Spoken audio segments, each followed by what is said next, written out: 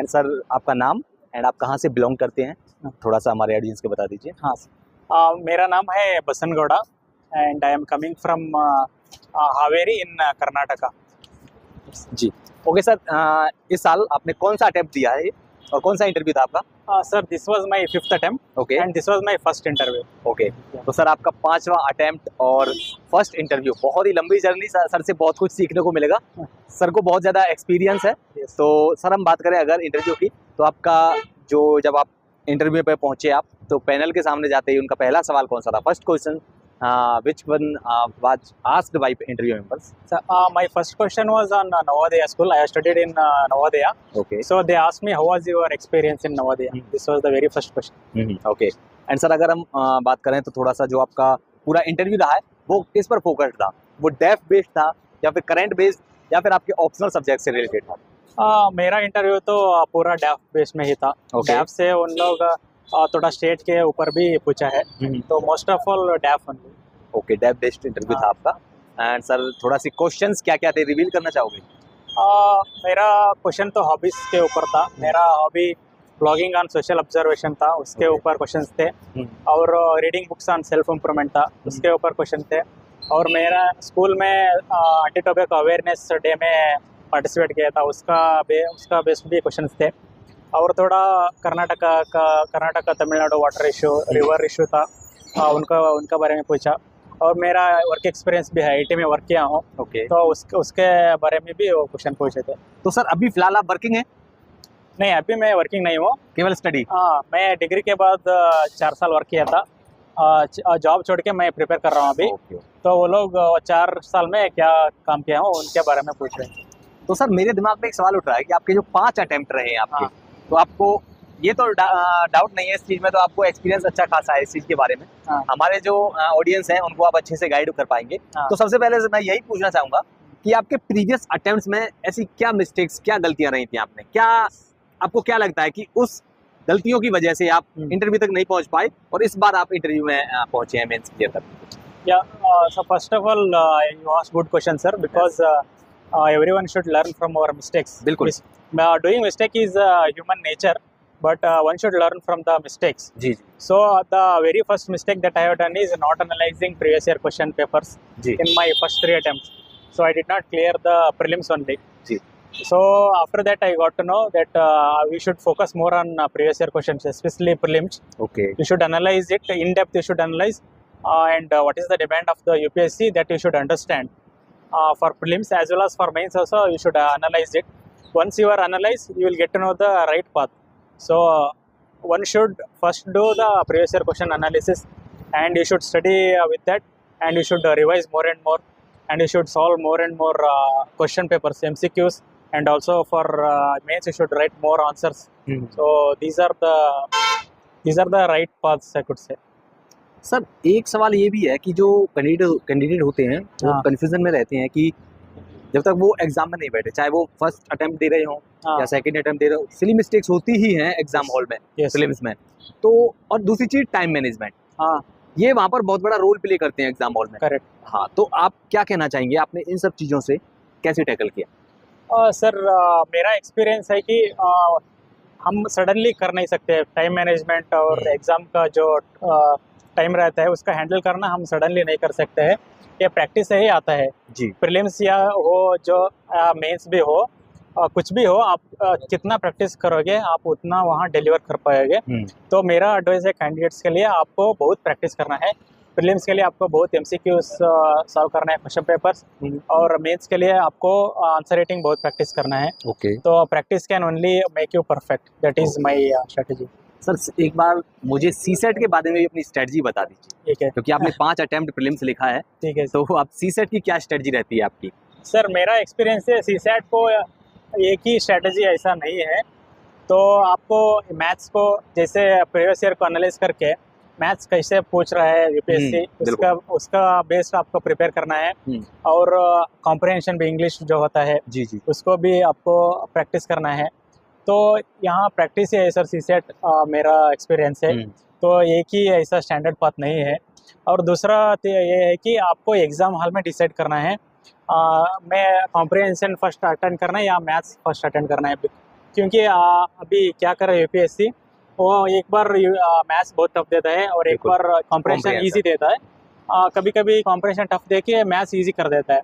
तो आपको हमें एग्ज़ाम हॉल में डिसाइड करना है 5 मिनट में देख के कौन सा इजी है उसको पहले अटेम्प्ट करके, जो टफ है उसको बाद में अटेंड करना एक राइट स्ट्रेटजी होता है सर। सर एक चीज ये है कि जब जब आपका प्रीलिम्स क्लियर नहीं हुआ होगा, हाँ। मेंस क्लियर नहीं हुआ होगा, हाँ बहुत ही ज्यादा डाउन फील किया होगा, है ना, हाँ।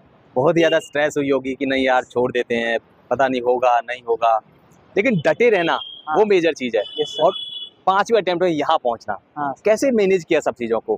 क्योंकि ह्यूमन नेचर होता है कि कई बार जब हम जो चीज दिल से चाहते हैं, बहुत ज्यादा मेहनत करते हैं और फिर हाँ। अचीव नहीं होता है, यस तो बहुत ज्यादा दिल टूट जाता है एक तरह से, है ना? सर। तो कैसा फील होता था उस टाइम और फिर उसको कैसे मैनेज करते थे? हाँ सर।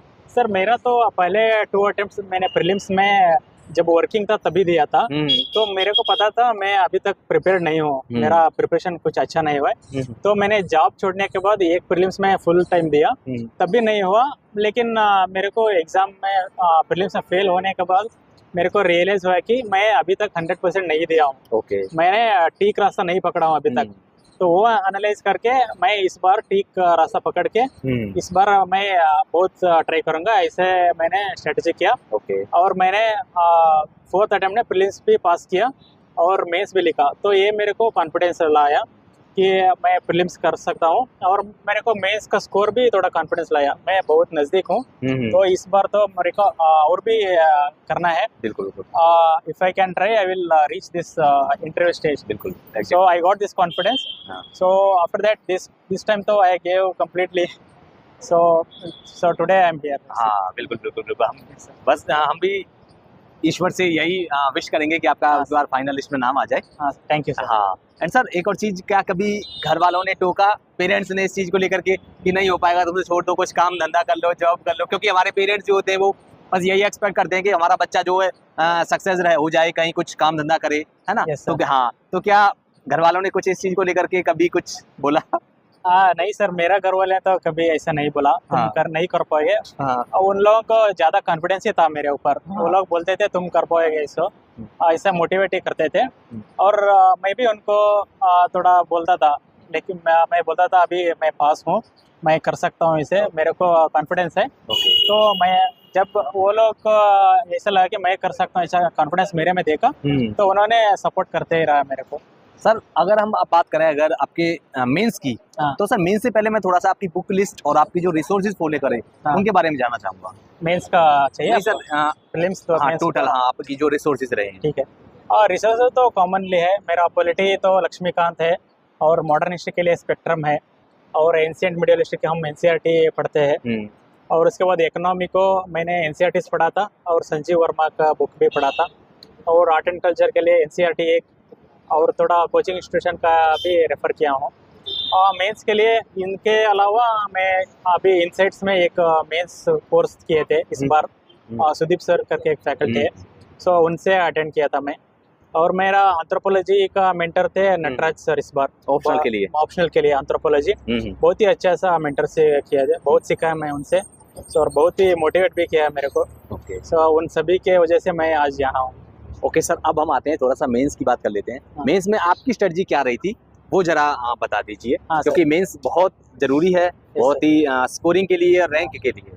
यस सर, मेंस के लिए एक ही strategy, right strategy is first analyse the previous year questions, prepare based on that, and you should write more and more answers on everyday basis. Everyone should write the answers. So answer rating पहले तो नहीं आ सकता है, पहले मैं भी 15 minutes 20 minutes ले आऊँ एक एक क्वेश्चन लिखने के लिए। जैसे मैं प्रैक्टिस करते गया तो मैंने 7 मिनट्स में 10 मार्क लिखना और 9 मिनट्स में 15 मार्क का लिखना, ये आ जाता है। सो मेरा तो पहले प्रीवियस ईयर क्वेश्चंस और प्रैक्टिस। तो सर एक कैंडिडेट को आंसर राइटिंग कब से शुरुआत कर देनी चाहिए? सर मेरा एक्सपीरियंस है पहले दिन से ही शुरू करना है सर। ओके।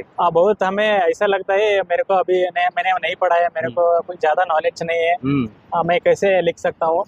सर पहले ये है कि हमें रेसिस्टेंस से बाहर आना है। ओके। सबको ये रेसिस्टेंस रहता है, मैं नहीं लिखूंगा अभी, मैं बाद में देख लूंगा ऐसे। ये रेसिस्टेंस से बाहर आने के लिए आप तो पहले दिन से ही लिखना शुरू करो, जो भी मन से आए मन में आता है, जो भी आपने पढ़ा है उसको ऐसे लिख दो। ऐसा नहीं है कि हम पहले ही परफेक्ट आंसर लिखेंगे, सो पहले से ही हम परफेक्ट नहीं होते। धीरे धीरे प्रैक्टिस करते करते हम वो परफेक्शन तो बिल्कुल एंड तक तो नहीं पहुंच पाते, लेकिन वो तो जर्नी में होगा ही हमें। सर लास्ट सवाल मेरा ये है कि जो 2024 के कैंडिडेट हैं उनको हाँ। क्या कहना चाहेंगे, जो अब की बार प्रीलिम्स में बैठ रही हैं, हाँ उनको क्या आपकी एडवाइस रहेगी? सर, मेरा एडवाइस तो यही है, जो भी कैंडिडेट्स इस बार प्रीलिम्स लिख रहे हैं, तो आपको बी कॉन्फिडेंट और आप be optimistic also and be hopeful and you should give a honest try. ये मेरा है। आप ऐसे नहीं कि हम कर सकता हूँ ऐसे करके आपको चुप नहीं बैठना है, आपको लगातार ट्राई करना है, ऑप्टिमिस्टिक भी रहना है। तो जब आप ऑप्टिमिस्टिक रहेंगे और राइट पाथ में जाएंगे तो आपको ये सक्सेस जरूर मिलेगा। Okay sir, and thank you sir, हम यही उम्मीद करेंगे और आई विश कि आपका भी बार फाइनल लिस्ट में नाम आ जाए। Thank you sir, all the best. Thank you very much. Thank you. I wish you all